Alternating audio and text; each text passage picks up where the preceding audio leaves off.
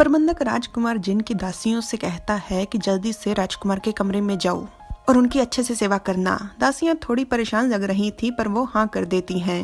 वहाँ काम करने वाले दूसरे गुलाम आपस में बातें करते हुए कहते हैं, ये बहुत ही अजीब बात है, ऐसा कभी कभी ही होता है। राजकुमार ने अपने बिस्तर में 2 दासियों को बुलाया है। इन दासियों को राजकुमार से डर नहीं लगता?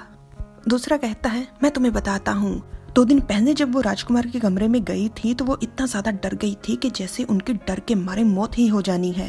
राजकुमार जिया ने पक्का कोई ना कोई योजना तो सोची होगी। हाँ, पक्का सोची होगी। जियांग को गुजरते हुए देखकर वो कहता है, मुझे तो लगता है राजकुमार के अत्याचार के कारण जियांग पागल हो गया है। खैर, राजकुमार ने अपनी शादी के लिए महाराज से विनती की है। मुझे लगता है कि महाराज मान जाएंगे। क्या राजकुमार की पत्नी उसका चेहरा देखकर बेहोश हो जाएगी? इतना कहकर वो लोग हंसना शुरू कर देते हैं और जियांग ये सब बातें सुन रहा था और परेशान हो रहा था। रात के समय बिस्तर में लेटा जियांग सोने की कोशिश कर रहा था पर राजकुमार उसे परेशान कर रहा था। जियांग राजकुमार को नजरअंदाज करता है पर राजकुमार बिल्कुल नहीं मानता। जियांग की सोने की एक्टिंग काम नहीं आती तो वो कहता है, राजकुमार नहीं। जियांग के मना करने के बावजूद भी राजकुमार नहीं रुकता तो जियांग उसे धक्का देते हुए कहता है, अब तुम बच्चे नहीं रहे जो सबसे अलग थलग एक उजाड़ घर में छुपा हुआ हो। जियांग के कहने का मतलब था कि अब राजकुमार पर सबकी नजरें हैं, वो जो भी करता है सबको पता होता है। राजकुमार थोड़ा निराश होकर कहता है, जियांग पेंग, वैसे जियांग के इस व्यवहार के पीछे शायद थोड़ी जलन भी है। राजकुमार जियांग के ऊपर आ जाता है और कहता है, जियांग पेंग, मैं तुम्हें बताने आया हूँ, जिन मेरी मदद करेगा। उसने मुझसे वादा किया है अगर पिताजी मेरी शादी के लिए हाँ कर देंगे तो क्यू परिवार मेरी शादी क्यू शिनजेन से करवा देगा। जियांग ये बात सुनकर बहुत ज्यादा उत्साहित होकर कहता है, अच्छा, ये तो बहुत ही अच्छी खबर है। इसके बाद तुम्हारी माँ और यान परिवार तुम्हें अपनी उंगलियों के इशारों पर नहीं नचा पाएंगे। पर क्या महाराज मानेंगे? राजकुमार कहता है, क्या फर्क पड़ता है कि महाराज माने या ना माने, मैं क्यू शिनजेन से शादी नहीं करने वाला।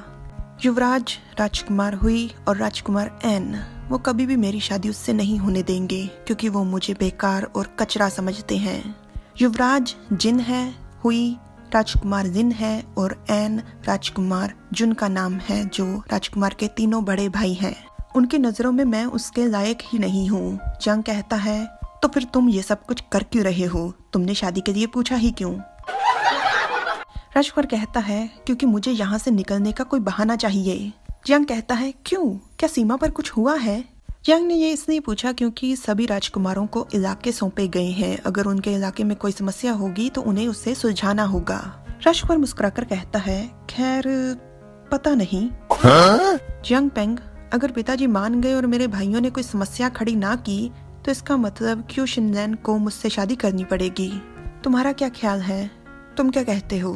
जियांग थोड़ी देर सोचने के बाद कहता है, तुम्हें आज नहीं तो कल शादी तो करनी ही पड़ेगी। तुम्हारी क्यू अच्छी लड़की है, भले ही उनकी शादी तुमसे जबरदस्ती करवा दी जाए, उनकी मर्जी ना हो, फिर भी तुम्हें उनके साथ अच्छा व्यवहार करना चाहिए। और रही बात बच्चों की, तो तुम्हें जल्दबाजी करने की कोई जरूरत नहीं। अभी तुम इस मामले को रहने ही देना और जब तुम्हारी जिंदगी थोड़ी स्थिर हो जाएगी, जब तुम्हारी शादी के हालात बेहतर हो जाएंगे, तब तुम बच्चे लेना। और सबसे बड़ी बात, जैसा कि तुमने कहा, अगर हम यहाँ से जा सकते हैं, अगर हम यहाँ से गए तो 2-3 सालों तक तो हम वापस नहीं लौटेंगे। राजकुमार चुपचाप ये सारी बातें सुन रहा था और अचानक से जियांग की तरफ अपने हाथ बढ़ाता है और उसे कमर से पकड़ उसकी गोद में सर रख लेट कर कहता है, जियांग पेंग, क्या तुम सच में चाहते हो कि मैं शादी कर लूं? Like, share, subscribe, comment. Thanks for watching.